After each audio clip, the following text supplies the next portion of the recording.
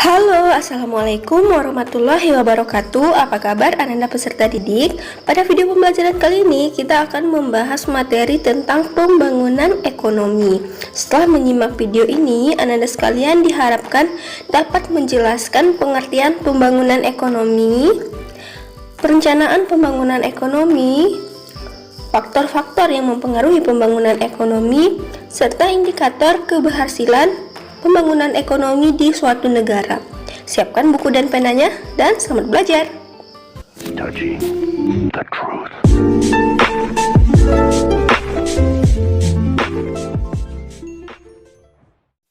Ananda sekalian, jika Ananda menyimak berita di internet tentang pertumbuhan ekonomi di Indonesia, Ananda akan menemukan bahwa pertumbuhan ekonomi Indonesia pada masa pandemi ini mengalami penurunan. Pada kuartal kedua, ekonomi Indonesia minus 5,3% dan pada kuartal ketiga minus 3,49%. Apakah penurunan ini mempengaruhi pembangunan ekonomi? Nah, untuk menjawab hal tersebut, kita harus tahu terlebih dahulu pengertian dari pembangunan ekonomi. Ananda sekalian, apa sih pembangunan ekonomi itu? Pembangunan ekonomi adalah suatu proses kenaikan pendapatan total dan pendapatan per kapita yang disertai adanya pertambahan penduduk dan perubahan fundamental dalam struktur ekonomi suatu negara. Atau lebih singkatnya, pembangunan ekonomi ini adalah proses yang bertujuan untuk menaikkan pendapatan suatu negara atau daerah melebihi dari tingkat pertumbuhan penduduk. Nah, apakah pertumbuhan ekonomi mempengaruhi pembangunan ekonomi?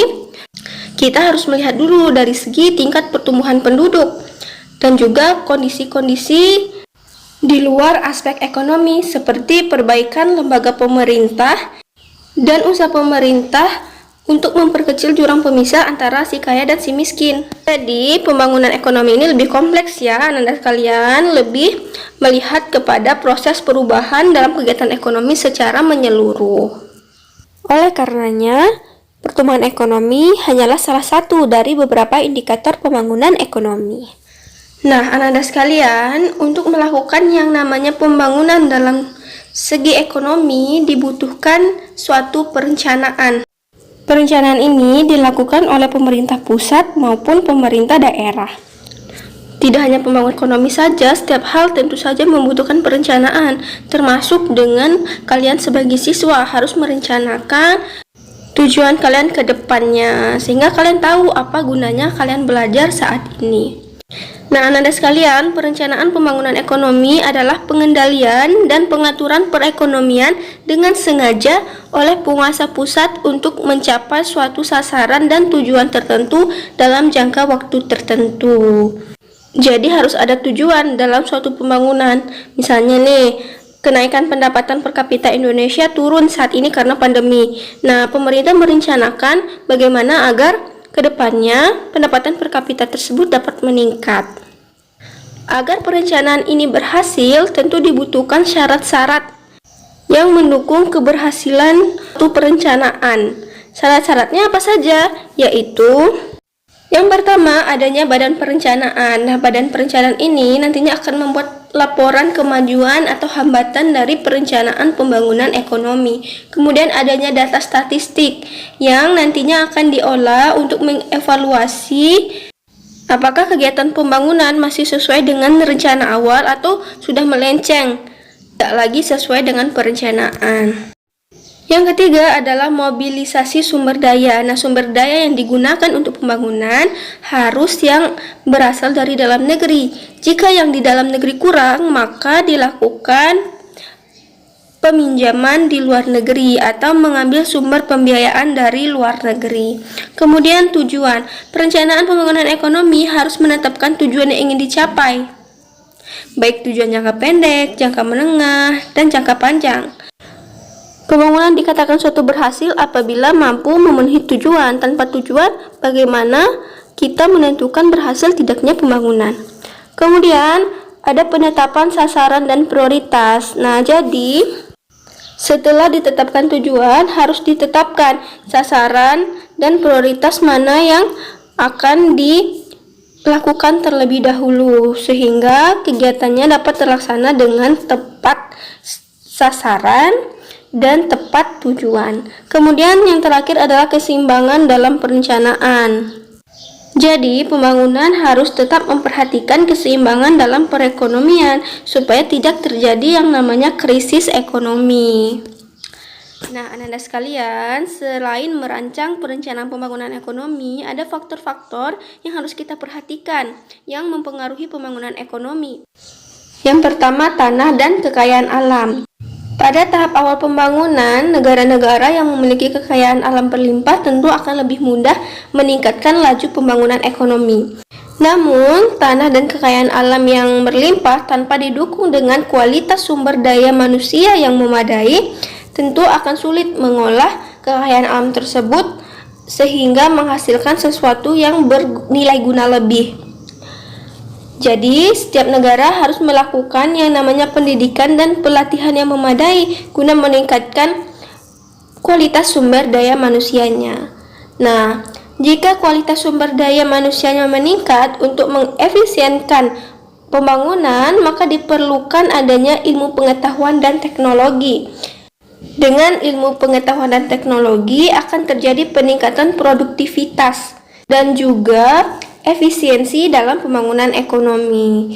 Nah, faktor-faktor lain yang juga mempengaruhi pembangunan ekonomi adalah faktor sosial budaya, keadaan politik, dan sistem pemerintahan. Baik sosial budaya, keadaan politik, dan sistem pemerintah saling keterkaitan satu sama lain. Nah, bisa saja ketiganya menjadi penghambat maupun bisa juga menjadi pemercepat pembangunan ekonomi.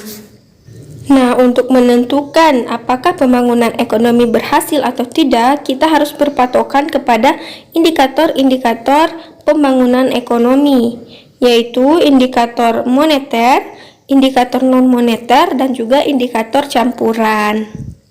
Indikator moneter di sini adalah pendapatan per kapita dan juga kesejahteraan ekonomi bersih. Kesejahteraan ekonomi bersih di sini maksudnya adalah perhitungan GNP dengan koreksi positif dan koreksi negatif, artinya melihat dari segi perkembangan sektor informal dan juga kerusakan lingkungan. Kemudian yang kedua adalah indikator non-moneter. Nah, indikator non-moneter ini diantaranya adalah indikator sosial dan juga indeks kualitas hidup. Sedangkan indikator campuran terdiri dari indikator Susenas inti dan indikator pembangunan manusia. Maksud dari indikator Susenas inti adalah indikator kesejahteraan yang dikembangkan oleh Biro Pusat Statistik tahun 92 yang mencakup aspek pendidikan, kesehatan, perumahan, angkatan kerja, wisata, dan akses media. Nah, anak-anak sekalian, itu dia indikator-indikator pembangunan ekonomi. Namun, selain indikator di atas, garis kemiskinan dan juga kebutuhan dasar minimum masyarakat juga menjadi indikator pembangunan ekonomi. Setelah menyimak penjelasan tersebut, tentu anak-anak sekalian sudah mengetahui apa itu pembangunan ekonomi, perencanaan pembangunan ekonomi, kemudian syarat-syaratnya, faktor-faktor yang mempengaruhi, serta indikator keberhasilannya. Nah, anak-anak sekalian, kira-kira bagaimana sih pembangunan ekonomi di Indonesia? Nah, untuk melihat perencanaan pembangunan ekonomi di Indonesia, bisa Anda lihat dari masa presiden pertama sampai dengan presiden terakhir. Dari masa Bapak Presiden Soekarno sampai dengan masa pemerintahan Bapak Joko Widodo. Silakan Anda cari baik di buku, di internet, atau literatur-literatur lainnya. Kemudian yang untuk tugas, silakan dicatat di buku latihannya. Rencana pembangunan ekonomi di era reformasi, yaitu era Ibu Megawati, Pak SBY, dan Pak Jokowi.